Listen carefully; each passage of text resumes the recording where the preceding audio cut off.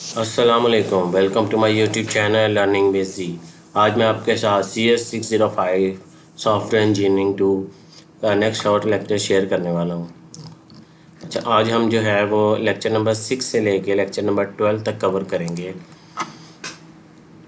आपको मैंने previous lecture में बताया था कि ये पार्ट और ये जो सेक्शन है आपके सब्जेक्ट है, ये सॉफ्टवेयर इंजीनियरिंग का वो पार्ट को रेफ़र करता है जिसमें आपने एज अ प्रोजेक्ट मैनेजमेंट काम करना है। तो प्रोजेक्ट मैनेजर के क्या कॉन्सेप्ट है, सारे जो इस कोर्स में आपको पढ़ाए जा रहे हैं वो अब हम देखेंगे।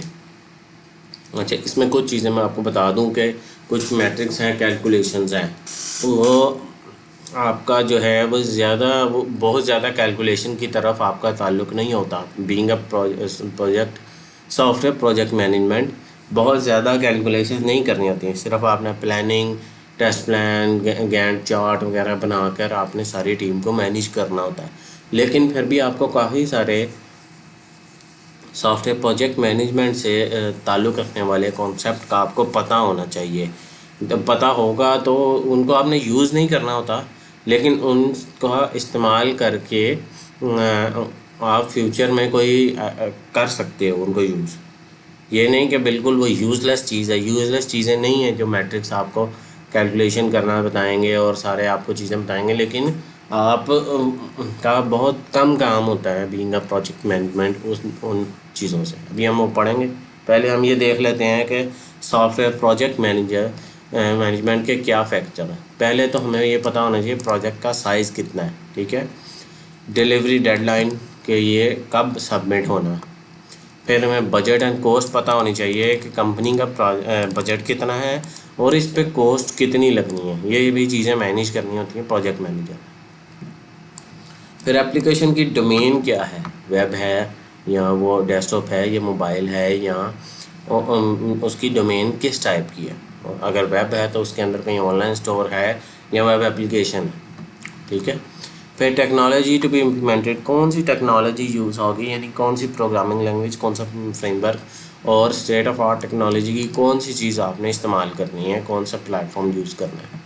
फिर सिस्टम कंस्ट्रेन यानी नॉन फंक्शनल रिक्वायरमेंट भी देखनी होती है कि ये सिस्टम जब जहाँ जाके जिस सिस्टम पे इसने डिप्लॉय होना है, जिस पे चलना है, उसकी स्पेसिफिकेशन, उसकी सिक्योरिटी और सारी चीज़ें जो है वो नॉन फंक्शनल रिक्वायरमेंट के अंदर आती हैं। उसकी रिक्वायरमेंट, उसको कितनी रिसोर्सेज रन होने के लिए चाहिए और इस तरह की, ठीक है। फिर यूज़र की रिक्वायरमेंट भी हमने देखनी होती है कि यूज़र किस तरह का यूज़र है जो इसको इस्तेमाल करेगा। ये सारी बातें अभी हम पढ़ेंगे आगे। फिर अवेलेबल रिसोर्सेज देखनी होती है कि रिसोर्सेज में सिर्फ डेवलपर नहीं आते कि आपके पास कितने डेवलपर हैं। आपके पास उनको मैनेज करने के लिए, उनको रखने के लिए डेवलपर जब एक आपने हायर करना है, उसको एक कंप्यूटर देना होगा, उसको एक एनवायरनमेंट अच्छी देनी पड़ेगी, उसको हर वक्त इंटरनेट की अवेलेबिलिटी चाहिए, उसको हर वक्त अप टू डेट कंप्यूटर चाहिए, अप टू डेट सॉफ्टवेयर चाहिए ताकि वो काम कर सके। तो अवेलेबल रिसोर्सेज में सिर्फ और सिर्फ डेवलपर या टेस्टर या मैनेजर नहीं आते, उसमें और भी सारी चीज़ें आती हैं, ठीक है। ये तो हो गया कि प्रोजेक्ट मैनेजर ने क्या करना होता है। प्रोजेक्ट मैनेजमेंट इटसेल्फ क्या कंसर्न रखती है कि प्रोडक्ट की क्वालिटी कैसी हो, रिस्क को असेस कर सके कि इस काम में कितना रिस्क है। फिर मेजरमेंट्स करना कि जैसे हमने बताया कि साइज, प्रोडक्टिविटी, क्वालिटी, इन्होंने लिखा भी हुआ है। बेंचमार्क तैयार करना। बेंचमार्क क्या होता है, एक प्रोटोटाइप या एक उसका बना दिया जाता है। आपने गेम्स में देखा होगा, आप क्योंकि डेवलपमेंट शायद आप में से काफ़ी सारा ना किए हो तो आपको बेंचमार्क का समझ नहीं आएगा। गेम का बेंचमार्क होता है, वो आपको रन करके आपके सिस्टम के अकॉर्डिंग परफॉर्मेंस बताता है। गेम का एक छोटा सा ट्यूटोरियल चलाएगा, ट्यूटोरियल नहीं, छोटा सा गेम प्ले दिखाएगा आपको, और फिर उसमें बता देता है, उसके बाद आपका बता देता है कि हाँ जी आपके सिस्टम पे ये कितने FPS आए और कितनी रिसोर्सेज लगी, रैम कितनी लगी, जो प्रोसेसिंग कितनी थी, ग्राफिक कार्ड कितना यूज़ हुआ। तो वो एक बेंचमार्क तैयार करके आपको एक स्कोर दे देता है। तो ये बेंचमार्किंग आपने जो करनी होती है, ये प्रोजेक्ट मैनेजमेंट नहीं करनी होती। यही वो बातें हैं जो मैं मैट्रिक्स का स्टार्ट में बात कर रहा था कि कैलकुलेशन। फिर कॉस्ट एस्टिमेशन, फिर प्रोजेक्ट शेड्यूल, फिर कस्टमर से कम्युनिकेट करना, ये भी मैनेजर का काम है। फिर स्टाफिंग यानी किस किन लोगों को इस टीम में रखना है, रिक्वायरमेंट क्या है, किस तरह का काम करना है। अदर रिसोर्सेज हार्डवेयर और सॉफ्टवेयर जो मैंने ऊपर बात की है। Project monitoring, in the and आपने प्रोजेक्ट को भी मॉनिटर करना है। हर ओवरऑल जितने प्रोसेसेस हैं इन सारे प्रोसेसेस को आपने मैनेज करना है, मॉनिटर करना है। सॉरी, प्रोजेक्ट फेल क्यों होते हैं, उसकी रीज़न यही है चेंज कस्टमर रिक्वायरमेंट। जब कस्टमर की रिक्वायरमेंट तब्दील होती है।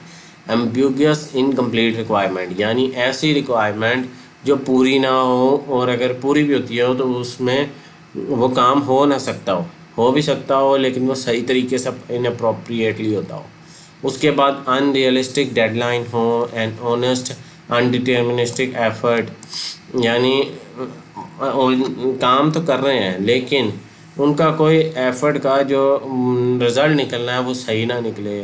फिर प्रिडिक्टेबल एंड अनप्रिडिक्टेबल रिस्क, दोनों चीज़ें ही मसला करती हैं। फिर technical difficulty, miscommunication among the project staff के अंदर जो है जितना काम कर रहा था उनको कम्युनिकेट सही तरह नहीं किया गया। Failure in project management, project manager he fail हो जाए, वो अपनी प्रोजेक्ट की मैनेजमेंट ही ठीक ना कर सके, तो ये सारे रीज़न होते हैं कि एक प्रोजेक्ट फेल होता है। मैनेजमेंट का स्पेक्ट्रम 4 पीस के ऊपर डिपेंड करता है, जो कि ज़्यादातर ने बताया हुआ है जो सॉफ्टवेयर डेवलपमेंट में काम करते हैं। पीपल, लोग, जिन लोगों ने, ये पीपल वो भी हैं जो जिन्होंने डेवलपमेंट करनी है और जिन्होंने इसको इस्तेमाल करना है।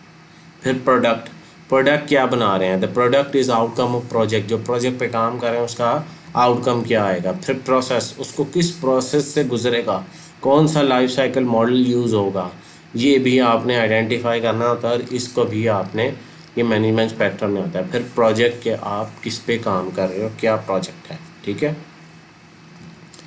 इसमें डिटेल में आपको पीपल में उन्होंने आपको कुछ बताया होगा, एंड यूज़र या डिफरेंट, तो हम यहाँ पर जो बात कर रहे हैं वो टीम लीडर की। अब प्रोजेक्ट मैनेजमेंट और होता है, टीम लीड और होता है। प्रोजेक्ट मैनेजर के पास हो सकता है मल्टीपल प्रोजेक्ट्स हों, टीम लीड जो है वो प्रोजेक्ट नहीं काम कर रहा होता, वो स्पेसिफिकली प्रोजेक्ट के किसी एक पार्ट पे काम कर रहा होता है। जब प्रोजेक्ट बहुत ज़्यादा बड़े हो जाते हैं ना, बहुत ज़्यादा बड़े सॉफ्टवेयर बनाए जाते हैं, तो उनको फिर छोटे चंक्स में डिवाइड किया जाता है, यानी टास्क में डिवाइड कर दिया जाता है। एक टास्क एक टीम को साइन कर देंगे, दूसरे को तीसरा, तीसरे को। तो टीम लीड जो है वो भी एक मैनेजर का ही रोल जो है वो अदा करता है, ठीक है। तो ये पीपल में ये भी आता है कि एंड यूज़र वो होता है, एक ऊपर बात टर्म लिखी थी मैं वो बता दूं कि एंड यूज़र वो उसको कहा जाता है जिसने इस्तेमाल करना है। कस्टमर और चीज़ है, एंड यूज़र और चीज़ है, ठीक है। इस चीज़ में आपने कंफ्यूज नहीं होना। कस्टमर वो है जो आपसे प्रोडक्ट ख़रीदने आया है प्रोजेक्ट को, जिन्होंने एंड यूज़र ने इस्तेमाल करना है वो है जो आपको एक्चुअल में इस्तेमाल करेंगे। तो पीपल में हर चीज़ आती है, हर बंदा जो भी इसको बना रहा है, इस ख़रीद रहा है, इस्तेमाल कर रहा है।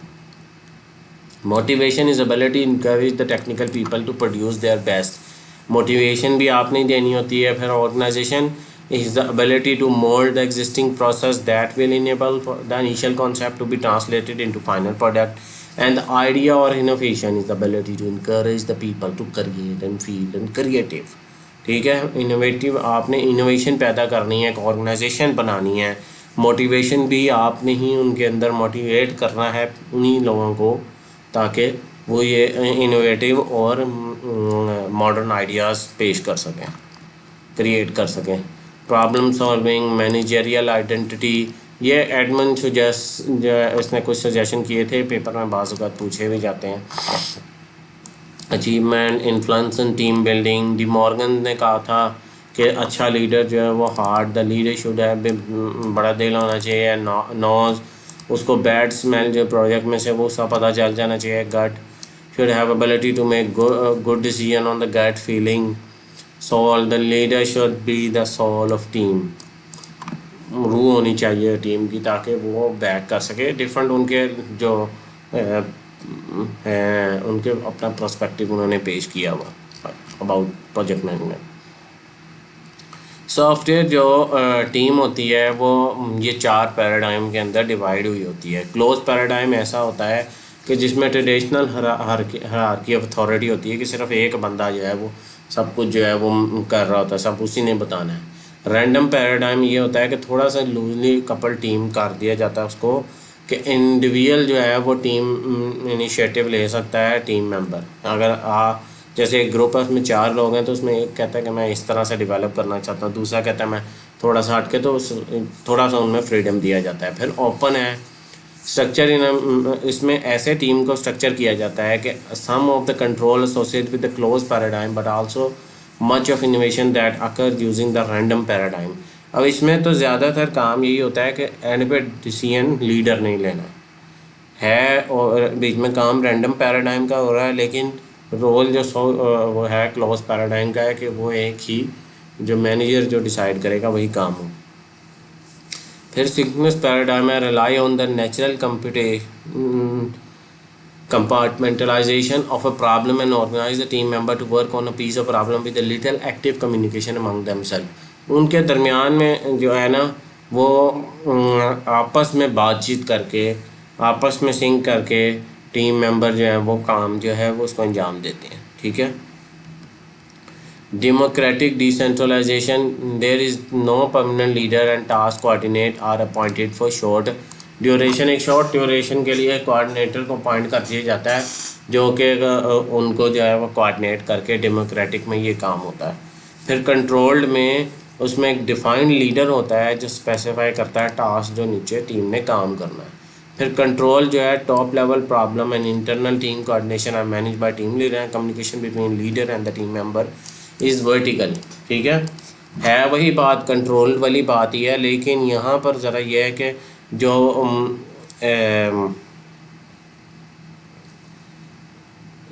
ये बात यहाँ पर ये कहना चाहता है कि जो नीचे वाले लोग भी हैं वो भी अपने आइडियाज़ पेश करते हैं, और जो फिर वो इन दी एंड जैसे ऊपर वाली बात है ये ओपन पैराडाइम ही एक तरह से बनती है। ठीक है। कोऑर्डिनेशन एंड कम्युनिकेशन भी बहुत बड़ा इशू है कि आपस में जब कोऑर्डिनेशन और कम्युनिकेशन कम हो जाता है टीम्स के अंदर तो फिर बहुत सारे इश्यूज जो हैं वो आते हैं। Formal impersonal approaches, formal interpersonal approaches, फिर इलेक्ट्रॉनिक कम्युनिकेशन मेल के थ्रू, बुलेटिन बोर्ड्स के थ्रू, इस तरह वो मुख्तलिफ आपको तरीक़ाकार बता रहा है कि कैसे कम्युनिकेट करते हैं। ये कर्नल एंड स्टीनर ने ये टेक्निक्स आपको बताई थी, लेकिन ये सारी बातें हैं जो छोटी छोटी MCQs में आने वाली, ये रियल आपने अप्लाई नहीं करनी होती। मैंने वही आपको बताया, ये वो चीज़ें हैं जिनको सिर्फ आपको पता होना चाहिए। ठीक है। ख़ासतौर पे इसमें आपको ईमेल का ज़रूर पता होना चाहिए, क्योंकि फॉर्मल जो कम्युनिकेशन होती है कंपनीज़ के अंदर वो ज़्यादातर जो है वो ईमेल के ऊपर ही होती है। ठीक है। फिर डिस्कशन जो है वो प्रॉपर होनी चाहिए ताकि जो कम्युनिकेशन है उसमें गैप ना आए। ठीक है। ये उसका फ्रिक्वेंसी ग्राफ बताया गया। प्रोडक्ट, अच्छा पहले हम पीपल का, लोगों का कर रहे थे कि आपस में कैसे कम्युनिकेट करना है। जब कम्युनिकेशंस के इश्यूज आ जाते हैं, कोऑर्डिनेशन एंड कम्युनिकेशन इश्यूज, तो उससे भी उसको भी ओवरकम करना एक प्रोजेक्ट मैनेजर का काम है। उसके बाद प्रोडक्ट है। प्रोडक्ट में सबसे पहले आपने डिफ़ाइन करना होता है कि प्रॉब्लम क्या है, क्या आखिर हमने जो काम क्या करने लगे हैं। प्रोसेस मैंने बताया कि कौन सा आपने मॉडल चूज़ करना है, उसी के बारे में अब हम अगले लेक्चर में ये चीज़ पढ़ेंगे।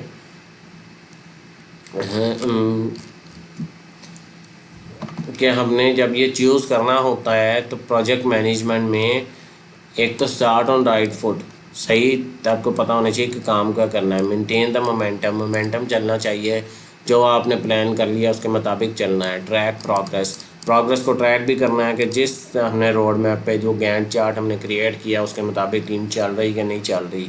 स्मार्ट डिसीजंस लेने हैं। कंडक्ट अ पोस्टमार्टम एनालिसिस, यानी पोस्टमार्टम एनालिसिस का मतलब ये होता है कि आप जो है अगर गलतियाँ हो रही हैं, मसले आ रहे हैं, तो उसको ठीक करने के लिए एक एनालिसिस कंडक्ट किया जाए। ठीक है। उसके बाद ये 5W 2H वाला प्रिंसिपल अप्लाई होता है। ये पेपर में पूछा भी जाता है। Why is the system being develop, क्यों ये सिस्टम बना रहे हैं। व्हाट विल बी डन, क्या होगा। बाय व्हेन, कब तक। Who is responsible for function, कोर रिस्पॉन्सिबल है यानी प्रोजेक्ट मैनेजर ही रिस्पॉन्सिबल होगा। Where they are organisation located, कहाँ पर ऑर्गेनाइजेशन लोकेटेड है। How will the job be done technically and managerially, कैसे जो टेक्निकली डेवलपर कैसे काम करेंगे और मैनेजमेंट जो है वो कैसे चलेगी।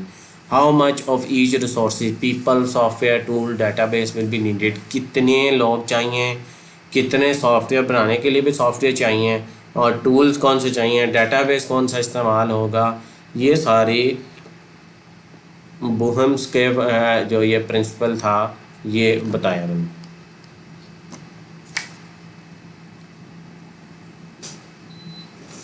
अच्छा, क्रिटिकल प्रैक्टिसेस जो है वो उसमें formal risk analysis, imperial cost and schedule estimation, metric based project management, ये अभी आगे आप देखेंगे मैट्रिक बेस्ड प्रोजेक्ट मैनेजमेंट को। Earned value tracking, defect tracking and against the quality target, यानी डिफेक्ट जो है उसको भी हम क्वालिटी को अचीव करने के लिए उसकी ट्रैकिंग करेंगे। पीपल अवेयर प्रोजेक्ट मैनेजमेंट, जो लोग इसमें काम कर रहे हैं उनको पता हो कि प्रोजेक्ट मैनेजमेंट कौन है, कौन कर रहा है मैनेजमेंट वगैरह, ठीक है। अब हम इसके जो है वो सॉफ्टवेयर साइज़ एस्टिमेशन की तरफ चलते हैं कि हम साइज़ कैसे एस्टिमेट करते हैं। लाइन ऑफ कोड से, number of object, number of graphic user interface कितना होगा, number of documented page, functional point, ठीक है।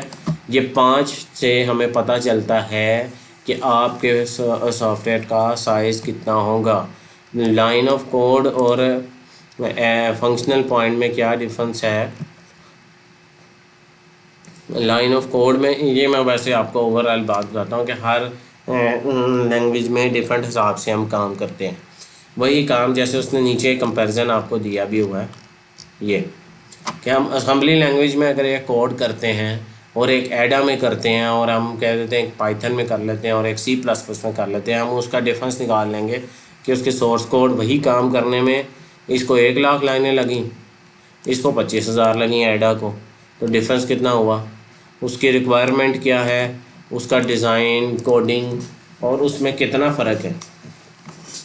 फिर इन दी एंड उसकी कॉस्ट कैलकुलेट की जाएगी, कॉस्ट पर लाइन के हिसाब से ये अभी थोड़ा सा आप पाकिस्तान में रहते हैं, आप पाकिस्तानी स्टूडेंट हैं, तो वो ये आपको किसी बाहर के हिसाब से बता रहा है। यहाँ पर ऐसे हम कैलकुलेट नहीं करते पाकिस्तान में, लेकिन ऑफिशियली जो सॉफ्टवेयर में कैलकुलेशंस होती हैं और जो सॉफ्टवेयर डेवलप किए जाते हैं बाहर, वो इसी तरह कॉस्ट को कैलकुलेट किया जाता था। इसी तरह कैलकुलेट करके जो प्रोजेक्ट मैनेजर फिर जब कोई प्रोडक्ट बनवाने आता है तो उसको कॉस्ट पर लाइन के हिसाब से या लाइन पर पर्सन, एक महीने में एक बंदा कितनी लाइनें लिखेगा उस हिसाब से उसके जो कैलकुलेशन होती थी कि इतना ख़र्चा आएगा प्रोजेक्ट पे, ये प्रोजेक्ट बनने पे।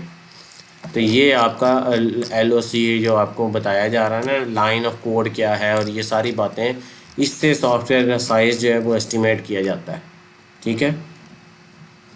फंक्शन पॉइंट एनालिसिस के इसमें ये मैं आपको ओवरऑल बता देता हूँ। Effort scope estimation, project planning, determine the impact of additional requirement, resource planning, allocation, benchmarking.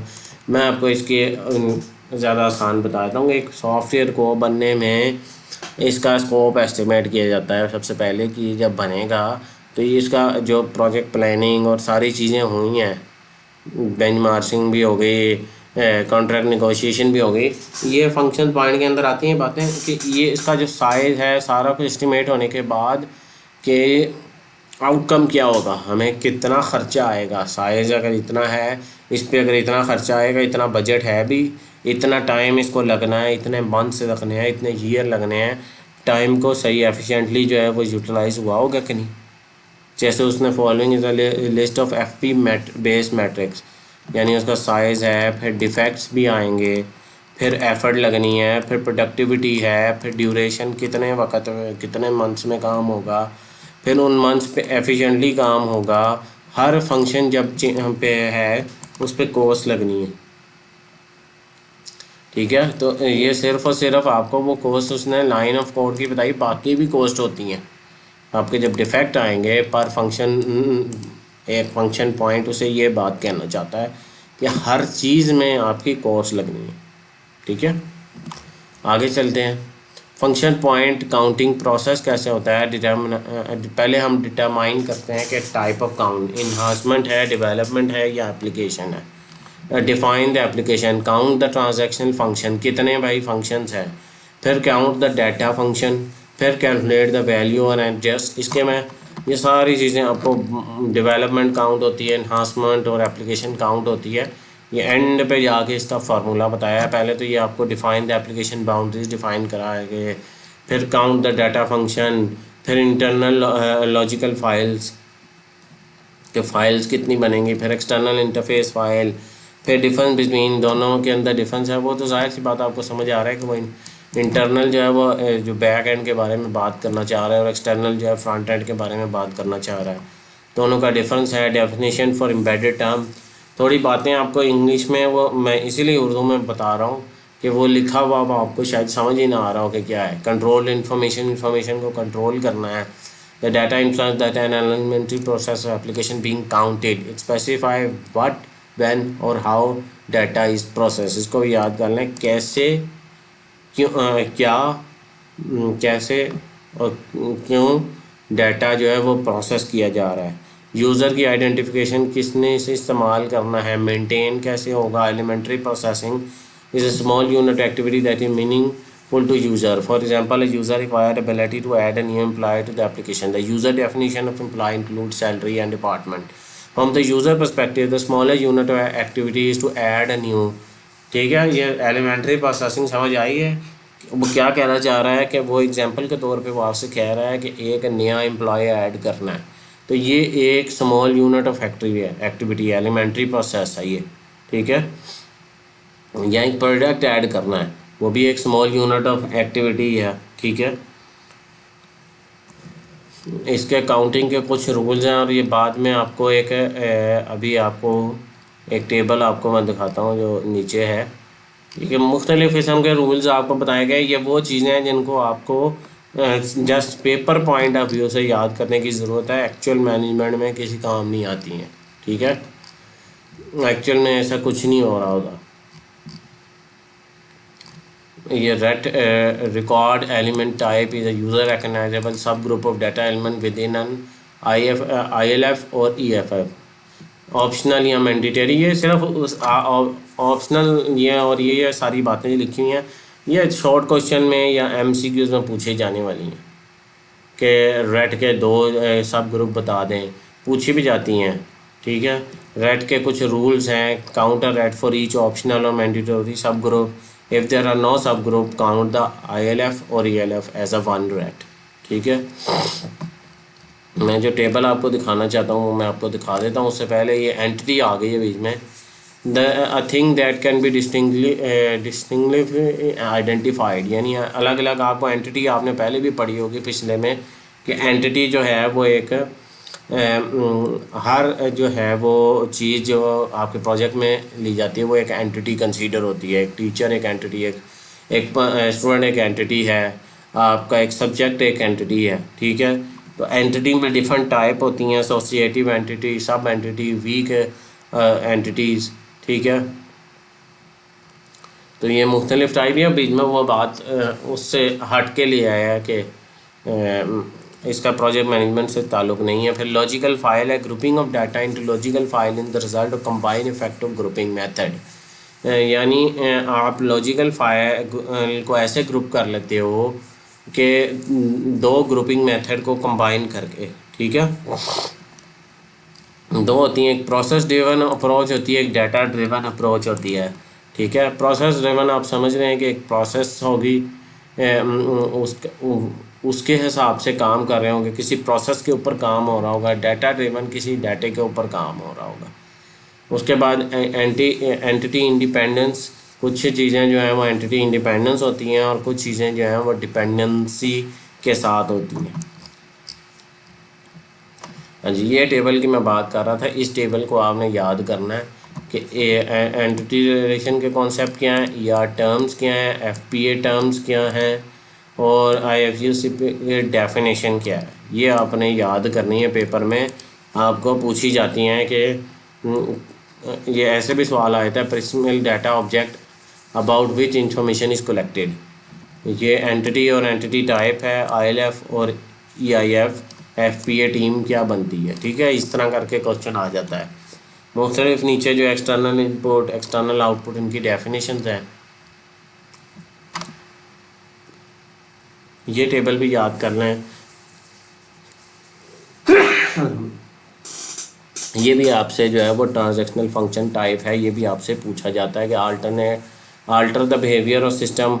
ये जस्ट आपसे टेबल कई दफ़ा बना आता है और मैंने क्वेश्चन लिखा हुआ है कि उसमें यहाँ ये इस तरह पूछ लेते हैं कि पीआई का मतलब क्या है, the primary intent of transaction function, इसका ये मतलब है।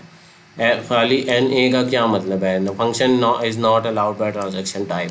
तो ये मैंने एक दो बार देखा है कि ये टेबल बना हुआ आ जाता है और उसके अंदर से पूछ लेते हैं कि इसका मतलब क्या है। यहाँ बाज़ औक़ात टेबल को कंप्लीट करने के लिए क्या देते हैं कि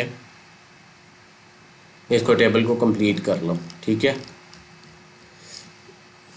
समरी ऑफ प्रोसेस लॉजिक, इस ये भी एक है जहाँ से आपको एमसीक्यूज़, जहाँ से आपको शॉर्ट क्वेश्चंस यहाँ से बहुत ज़्यादा आते हैं। यानी वो आपसे सिंपली ये पूछ लेगा कि ट्रांजैक्शन ईओएफ में at least one INF is updated, तो उसका क्या जवाब होगा।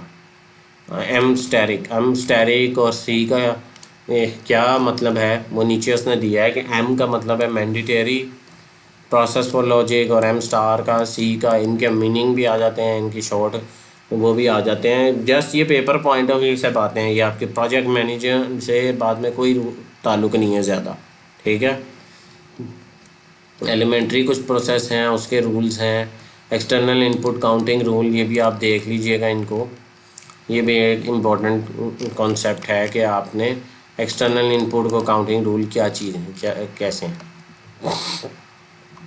एडिशनल एक्सटर्नल इंक्वायरी रूल्स हैं, ये भी आपके सारे वो रूल्स, वो चीज़ें हैं जो आपको बस जस्ट पता होनी चाहिए। FTR, a file type references, an internal logical file read और मेंटेन बाय ट्रांजैक्शनल फंक्शन, और internal interface file read by transactional function. यानी एक इंटरनल इंटरफेस फाइल है जो कि ट्रांजैक्शनल फंक्शन से के दौरान रीड की जाती है। फाइल टाइप FTR का मतलब है फाइल टाइप रेफरेंस, ठीक है। DET का मतलब है data element type, is a unique user recognisable non repeatable field होती है, ठीक है। अब इसके कुछ दोनों के रूल्स हैं। इनटू हेल्प काउंटिंग, ये सारी वो बातें जस्ट आप रीड कर लीजिए, इसमें कोई ऐसा कॉन्सेप्ट नहीं है। General system characteristic, data communication. अब ये कुछ है, unadjust function point count in multiple by an adjustment factor called value adjust factor. Value adjust factor कहते हैं, इसका फार्मूला आप एंड पे देखिएगा। This factor consider the system technical and operational characteristic calculated by answering the 14 question. 14 question answer करने के बाद इसका जो है वो फार्मूला बनता है कि data communication, distribution, data processing, और ये सारे आप चलते चले जाएं तो एंड पे जाके आपको इसका फार्मूला बताया हुआ है।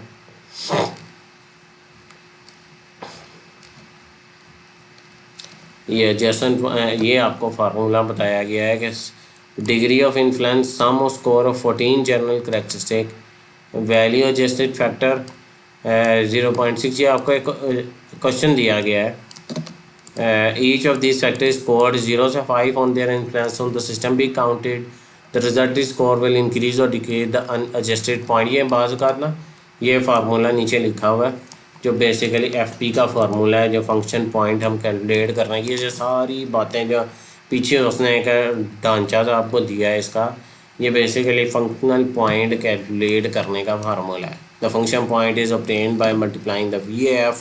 पहले आपने VAF value adjustment factor find करना होता है 0.65 प्लस DI डिवाइडेड बाय 100। इसको करके फिर ये हम UFP जो है वो फंक्शन पॉइंट यूनिट है, इससे FP फाइंड कर लेते हैं, UFP जो भी हम इन दोनों को फाइंड कर सकते हैं, ठीक है। ये सारी बात है, आपको इसमें जो याद करनी है ये फार्मूला याद करना है। ये बाज़ औक़ात असाइनमेंट भी आती है इसकी, और बाज़ औक़ात ये पेपर में भी इसका सवाल आ जाता है, शॉर्ट या लॉन्ग क्वेश्चन में भी आता है, शॉर्ट में भी आ जाता है। तो यहाँ तक जो है मैं वो आपको सारी जो बातें मैं बता रहा हूँ। अच्छा, यहाँ से हम आगे जा रहे हैं software process and project metric की तरफ। इसमें जो बात बताने वाली है वो यही है कि जो अभी हम पीछे कर रहे थे वो बेसिकली हम कर यही रहे थे कि सॉफ्टवेयर को प्रोसेस करने में जो सारी कैलकुलेशन लगती है और फिर प्रोजेक्ट मैट्रिक क्या होता है। Everyone asked the question how do identify the problem, the answer is measure your process. ठीक है। Measuring help in identification of problem as well as determine the effectiveness of remedy. हमें पता चल जाएगा कि प्रॉब्लम जो है, जब हम उस प्रॉब्लम को सॉल्व करेंगे, जो प्रोसेस है उसको कैलकुलेट करेंगे सारे फैक्टर्स को रख के, तो फिर हमें पता चल जाएगा कि यार ये जो हमने जब प्रॉब्लम सॉल्व कर दी है, ये इसकी इफ़ेक्टिवनेस कितनी है, ये एफिशिएंटली सॉल्व होगा कि नहीं होगा। ठीक है। इसमें जो बात हमने देखनी है वो major metric and indicator. Measurement is a process और mechanism through which measure is taken. ठीक है। जैसे ऊपर उसने एग्जांपल के तौर पे कहा है कि F P analysis mechanism ensure measure size software. जैसे हम फंक्शन पॉइंट कैलकुलेट कर रहे थे, वो क्यों कैलकुलेट कर रहे थे? साइज़ ऑफ प्रोजेक्ट को फाइंड करने के लिए। तो हमें ये इसीलिए करना पड़ता है कि मुख्तलिफ़ चीज़ों का जब हमने, जैसे डिफ़ेक्ट्स हैं, नंबर ऑफ़ डिफ़ेक्ट्स हम फाइंड करना चाहते हैं, कर लेते हैं कि नंबर ऑफ़ डिफ़ेक्ट्स इतने आएंगे, पॉसिबली हो सकता है। हम ये जो मेजरमेंट भी कर रहे हैं, ये सारी जो फंक्शन पॉइंट एनालिसिस कर रहे हैं, ये सारी अजम्पशंस होती हैं, एक्यूरेट नहीं होता है। एक्यूरेशन तो तब भी पता चलेगा जब आप उस प्रोसेस को यूज़ करोगे और वो प्रोसेस से प्रॉब्लम सॉल्व होगी। ये भी यहाँ पर भी आप डिफेक्ट या साइज़ ऑफ प्रोजेक्ट जो है वो हम सारा कुछ जो है वो कैलकुलेट इसलिए कर रहे होते हैं ताकि हमें ये पता चल सके कि हम पॉसिबल अजम्पशन कर रहे होते हैं कि ऐसे होगा। समटाइम्स वो नहीं भी होता, लेकिन इस कैलकुलेशन का फ़ायदा यही है कि पहले ही हमें पता चल जाता है कि ये प्रोसेस जो है ये इतना इफ़ेक्टिव नहीं होगा, तो फिर हम दूसरे प्रोसेस को अडॉप्ट करते हैं। ठीक है। Metric for software quality. अब अगली बात यही है कि जब हमने साइज़ और क्वालिटी कर लिया, सारा कुछ देख लिया, अब हमने सॉफ्टवेयर की क्वालिटी की तरफ जा रहे हैं कि सॉफ्टवेयर जब बन गया है, बनने के बाद उसको हमने टेस्टिंग फेज़ में लेके जाना है। हमने टेस्ट करना है, उसके अंदर एरर्स देखने हैं, उसके अंदर चेक करना है कि भाई जो सारी कैलकुलेशन करनी है कि इतने डिफेक्ट्स आए, जो प्रोसेस हमने यूज़ किया, जो हमने मेथड यूज़ किया और जो सारा कुछ हमने कैलकुलेशन की थी उसके मुताबिक जब हमने सॉफ्टवेयर को बना लिया, अब हम उसके मुताबिक टेस्ट करते हैं कि हाँ जी वो उतना था कि नहीं, उसकी क्वालिटी जो है, जो यूज़र की रिक्वायरमेंट है उसके मुताबिक बना है कि नहीं बना। ये मैट्रिक फॉर सॉफ्टवेयर क्वालिटी होता है कि हम उसके हिसाब से कैलकुलेशन करते हैं। ये हम जो है वो अगले लेक्चर्स के अंदर पढ़ेंगे इसके बारे में। यहाँ पर मैं अपने लेक्चर को इख्तिताम करूँगा। बहुत सारी बातें जो है इसके अंदर थ्योरी हैं, जस्ट रीड आउट करने वाली बातें हैं, लेकिन आपको इन दी एंड, और पिछले लेक्चर में मैंने बताया था कि being a software project manager आपने अपने दिमाग को लेके चलना है इस सब्जेक्ट के अंदर, ताकि आप उस तरह से सोच सको। और अगर आपके पास कोई, वैसे तो प्रैक्टिकल इसके अंदर ज़्यादा प्रोजेक्ट मैनेजर के कोई रियल लाइफ एग्जांपल नहीं आती, क्योंकि ये प्योरली वो सब्जेक्ट नहीं है कि प्रोजेक्ट मैनेजमेंट में आपका प्रैक्टिकल नहीं है, ये थ्योरेटिकल है। तो बस यहीं पर मैं आपका लेक्चर का इख्तिताम करूँगा। मेरी वीडियो अगर पसंद आई है तो मेरे चैनल को सब्सक्राइब करें, मेरी वीडियो को लाइक करें, ज़्यादा स्टूडेंट के साथ शेयर करें ताकि वो इससे फ़ायदा उठा के बेहतरीन तैयारी कर सकें। मिलते हैं अगले लेक्चर में, तब तक के अल्लाह हाफिज़, अस्सलाम।